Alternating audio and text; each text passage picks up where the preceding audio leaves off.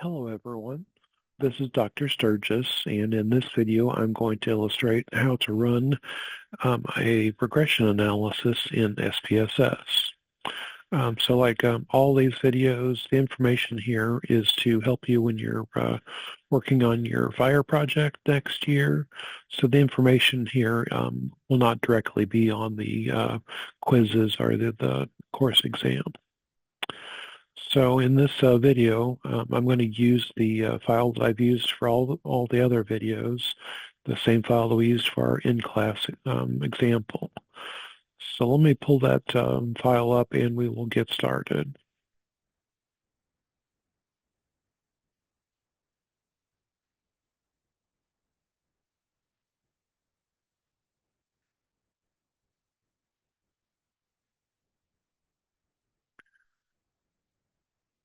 Right, so regression analysis, you're going to find that here on the Analyze menu, along with all the other types of analysis you can do. So you go Analysis, find Regression, and then for multiple regression, you select linear. In this screen here, you pull over your dependent variable, and then all the independent variables that you want to be in the model. If you click on the statistics button here, and then here if you click descriptives, then the output will give you the descriptive statistics, the mean and the standard deviation, and then also the correlations associated with the variables in the model. So if we click continue and then OK, so it'll pull up our output. And we've got our descriptives and our correlations here. And we've talked about how to interpret this output in other videos. So the first thing that you're going to want to look at is you look at the significance of the F value. And as you recall from the bricks that you've looked at, what the F test does in this case is that it compares your model with predictors in it to a null model, which is a model with no predictors. And the idea is that the model with predictors in it should be a better fit. And that's indicated by a significant F test.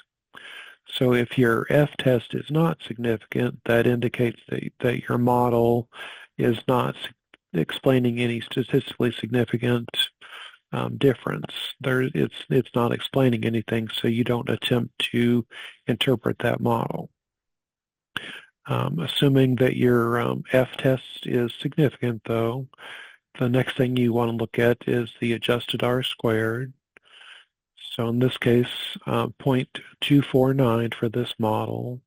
And again, as you remember from the brick, the adjusted R squared is an indication of how much variance is explained by the independent variables in the model. And you interpret that as a percentage. So in this case, it means that the independent variables in the model explain 24.9% of the variance in the dependent variable, in this case, in the person's weight. Another thing to keep in mind here, and this is something that students struggle with sometimes, is that the model, you didn't put this in here, but it includes the constant. And so the constant, the way you interpret that is that's the predicted value of the dependent variable when all of your independent variables are set to 0. So keep in mind that that's always in there. You don't physically put that in your model, but it's there by default. All right, so the next thing that you interpret is the coefficients, and you want to look at this column here, the standardized coefficients, the betas, and then you want to look at this column here, which is the significance. So this column here is telling you whether this relationship, you're looking at sample data. It says, okay, does this sample data apply to a population or not? And so again, you want a significance level less than 0.05. Okay, so in this case, we can see that age is not a significant predictor, and so that's all you need to say. Is that age was not significantly related to weight. All these others are, and so if you have a continuous variable like total family income, so the beta is slightly negative 0.063. And so what that's indicating is that as one variable goes up, so as income goes up, weight goes down.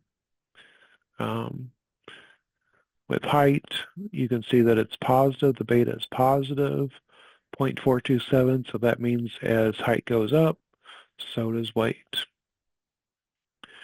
Okay, the variable that we're most interested in here is this no smoke variable. And so keep in mind that that's a binary variable coded as 0 or 1. 1 means that the person is a non-smoker. And so when you interpret a binary variable, keep in mind that you're comparing it to the other category.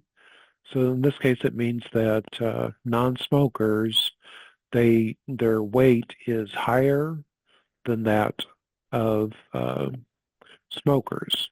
So again, 0.108 standard deviations higher. And so if we wanted to contextualize that, we could go up here to the descriptive statistics, and we could look at the standard deviation of weight.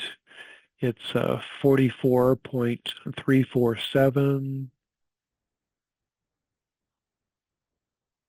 So again, the way you interpret this, 44.347. And we're going to multiply that by the regression coefficient that's down here, times 0.108.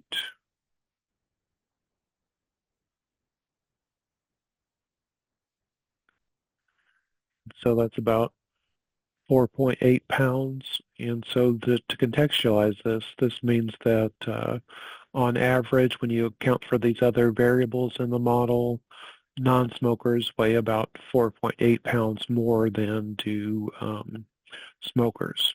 So that's the answer to our research question, which makes sense. In the correlation analysis that we looked at, we determined that the correlation, the value was small. The magnitude is not large.